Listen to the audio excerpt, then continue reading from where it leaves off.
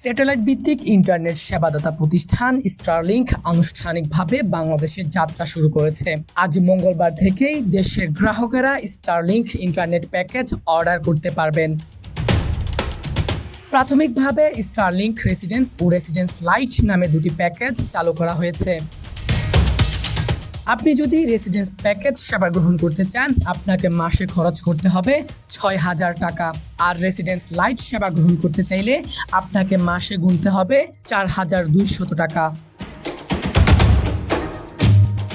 স্টারলিংকের এই সেবায় কোনো স্পিড ও ডেটার সীমাবদ্ধতা নেই। ব্যবহারকারীরা সর্বোচ্চ ৩০০ Mbps গতির আনলিমিটেড ডেটা উপভোগ করতে পারবেন।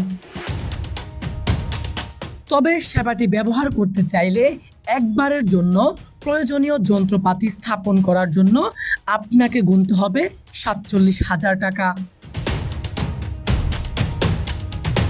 ফাহিমুল ইসলাম, ডেস্ক রিপোর্ট, বিডি আর্কাইভ।